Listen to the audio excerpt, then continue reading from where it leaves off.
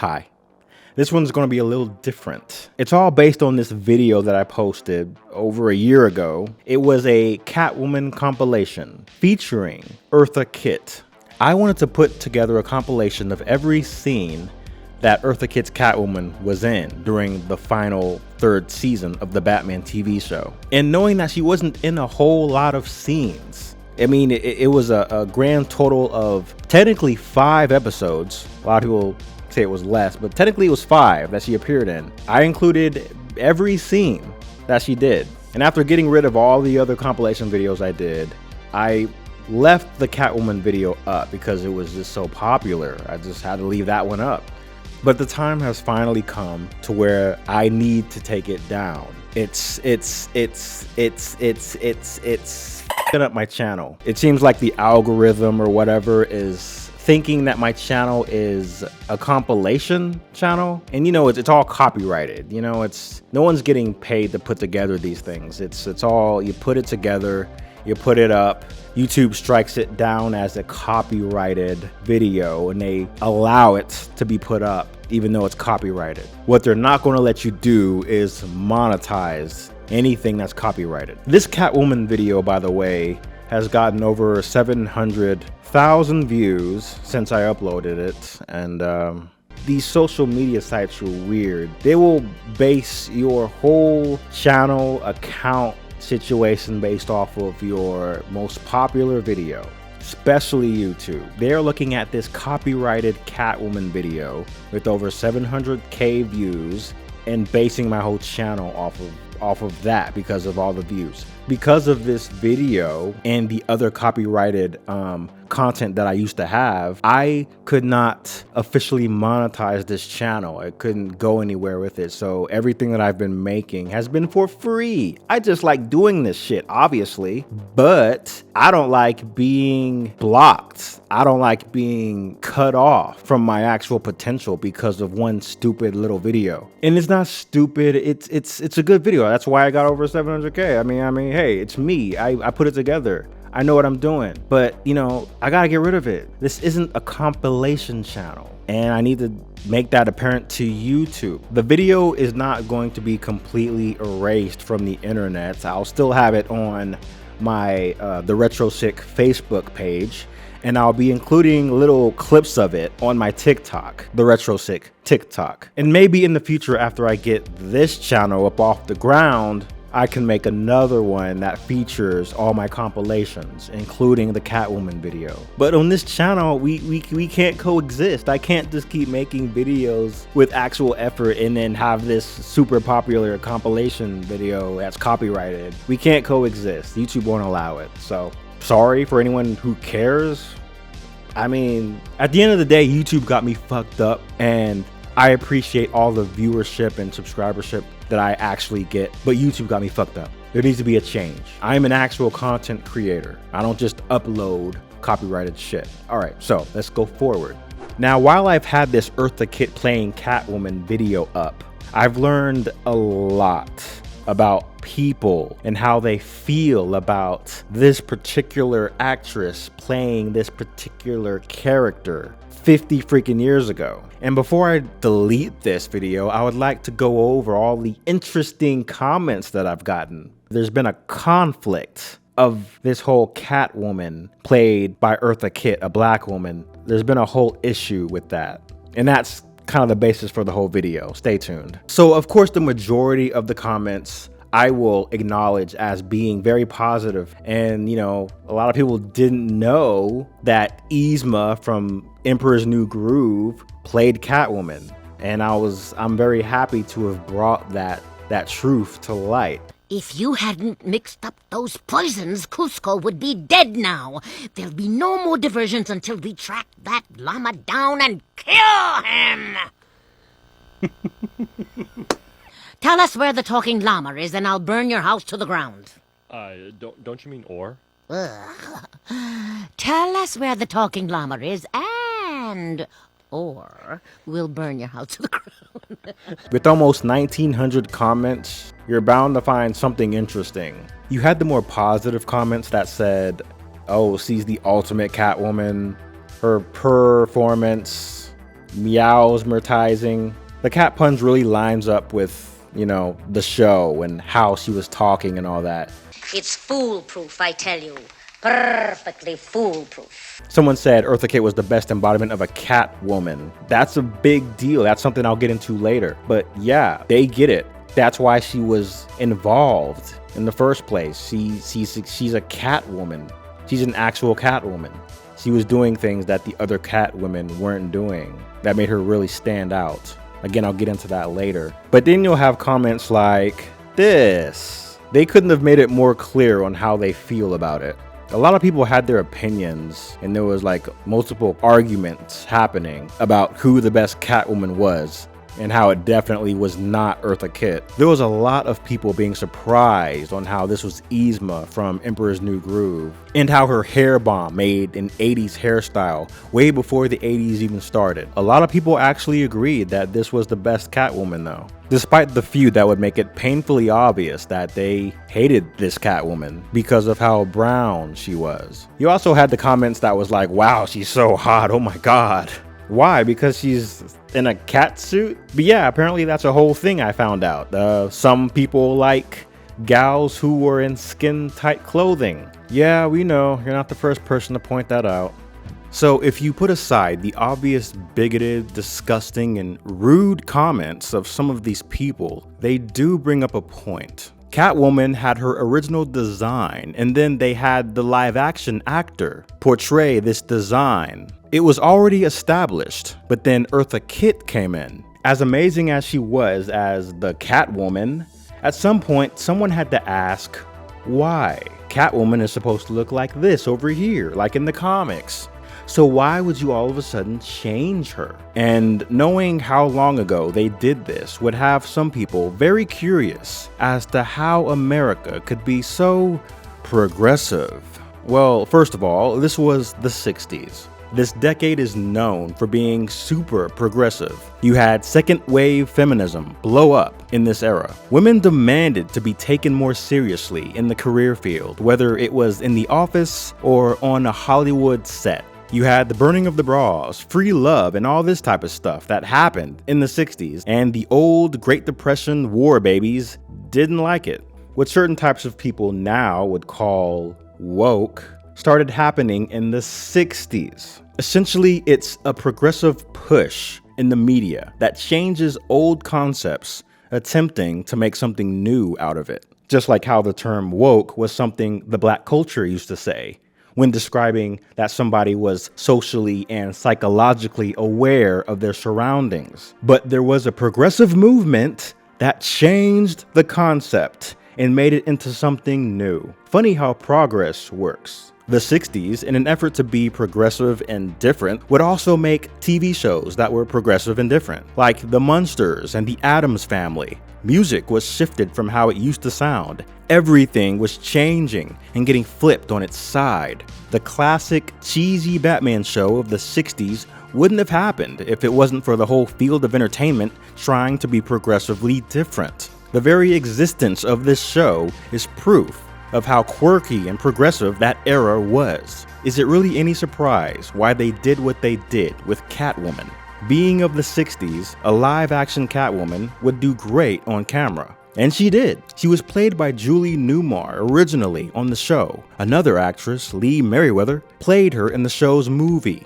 Both did great capturing this comic book anti-hero on screen and portrayed that mysterious sex appeal the character was supposed to have. It seemed the show had established her look pretty well, maybe even perfectly. So why would they all of a sudden change the character to somebody completely different? Well, the Batman TV show was extraordinarily popular, despite only having 3 seasons, but by that 3rd season, ratings were falling and the future of the show was uncertain. Julie Newmar wasn't available to do the 3rd season, so a new actress had to be picked out. But it wasn't just a random choice by the studio to be progressive. Eartha Kitt was a singer, dancer, and actor known for her distinctive singing voice. In the 50s, she showed off her talents by singing in different languages. C'est si bon de guetter dans ses yeux une esprit. Her second EP was called That Bad Eartha, which had a song called I Want to Be Evil. I wanna be wicked, I wanna tell lies. I wanna be mean And throw my ties. Combine her style of music to her hit Christmas song Santa Baby, and you can start to see why the studio looked at her as a Catwoman replacement. Oh, and she also had the nickname of Kitty. She actually personified the characteristics of a cat, but yet people didn't like her as the Catwoman. They clearly didn't know anything about her. There are people who just hate progress. Eartha Kitt, being a reoccurring character on a popular TV show in the 60s, of course, was a big deal. The only other black female to have that level of mainstream success on TV was Nichelle Nichols, playing Uhura in Star Trek. They both were helping to break down racial barriers of that time period. Now, of course, Star Trek would go on for years to come, and Batman would end after its third season. But Catwoman, along with Batgirl, really helped to make that season more interesting. The Catwoman character was never quite the same after this show. But I want to go into Catwoman before Eartha Kitt real quick. What was Newmar trying to channel when she first played her? Catwoman was known in the comics as Selina Kyle, which first of all was never mentioned on the Batman TV show. Catwoman was only credited as the Catwoman. She was literally just another villain. And Eartha Kitt was the best at really bringing that villain side of the character out. But the TV show really didn't get that deep with the character at all. So her look, who she was, really didn't matter. And that's what a lot of people don't get. 20 years prior to the start of the TV show were the original Batman comics, in which Selina Kyle has been appearing in since the very beginning.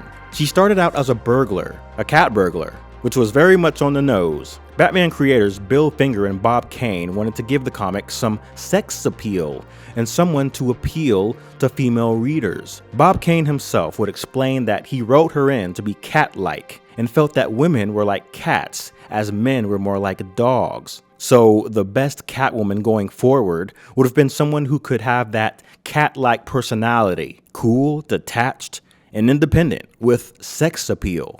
The Batman creators never said she had to be white with jet black hair, but that was just the classic look of Selina.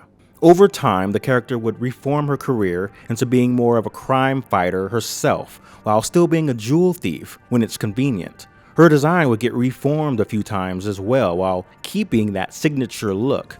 And so, when her on-screen TV character came up, they hit the nail right on the head, since it was based on the comics. So when the producers of Batman decided to go with personality over accuracy in season 3, I can kinda see why a few folks wouldn't approve. After Eartha's Catwoman, there wouldn't be another live-action depiction until Batman Returns, over 20 years later, with Michelle Pfeiffer. The Catwoman suit had a major redesign, specifically for a more Tim Burton look.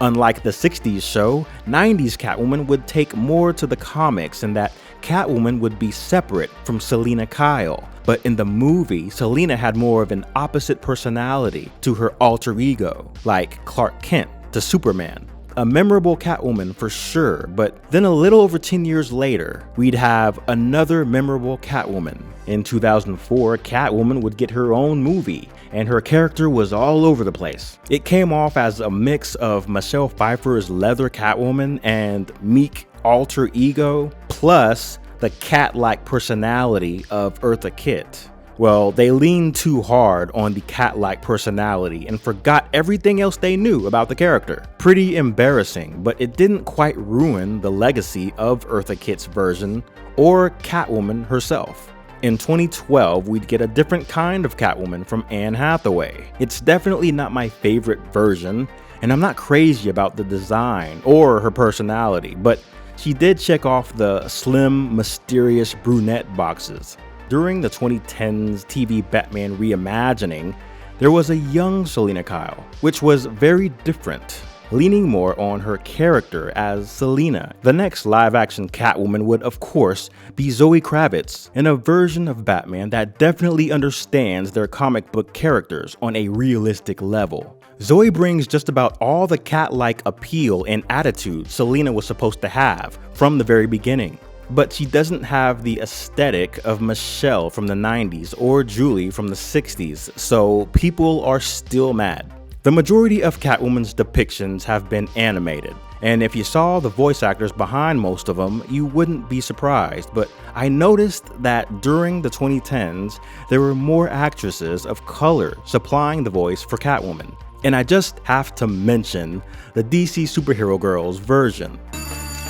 A perfect fit. Catwoman here started out being voiced by a Caucasian woman in the first few seasons. She would be switched to more of a black woman for the later seasons, similar to how the 60s Batman show did. I just thought that was interesting. Also, the current animated Catwoman from the Harley Quinn show is very much black, and the actress voicing her seems to be channeling the Eartha Kitt version. Girl, please. I'm never not stealing jewels. My point is that Eartha Kitt left a very positive mark on this character, but so did the other two actresses who played her for the first time on screen. Why? Because they only had the comics to go off of. The comics are the source material, and history has shown us that the further you stray from the source material, the worse the adaptation gets. As time went on, people forgot who the true Selina Kyle was. It's in the ink and on the video games, but I would dare to say that no one has yet to perfectly depict her in a live action setting. You pretty much have three things: the director and producer's idea of what Selina should be like, what she's actually been defined as through the comic books over the years, and then you have Eartha Kitt's idea of who Catwoman is as a villain, which stands out against everyone else's idea of her, whether they like it or not. It's about the performance. Eartha Kitt played Catwoman in her own way, as a villain. You can't say that Eartha's Catwoman is the definitive Catwoman though, because Eartha was never Selina Kyle. She was just the Catwoman. Same with the other two. Comic adaptations always come off better in animation, so maybe the definitive Catwoman lies behind the right voice and a design that meets the design of the comics. Of course, her look would need to be modernized and updated every so often, but every artist has their own idea of what a character should look like. Just like every director, character designs are constantly being adjusted. It's a fictional character, and sometimes there is no 100% right answer to how a character should act or look like, because they aren't real. All you can really do is look at the original intent. Who is this character at their core, and what are their noticeable qualities? As long as the Catwoman reminds you of a cat in human form with a cool, mysterious sex appeal, then why should anyone care what color she is? It could all be written off as variants of the one character you know about, alternate multiverses and whatnot. Multiple universes are stupid. Either way, it's a fictional character. It's really not that serious. Just don't fuck it up, you know? I really appreciate you watching if you made it this far, and I appreciate it even more if you liked and subscribed for more random nostalgia and interesting coincidences surrounding said nostalgia. And I will see ya next time, I guess.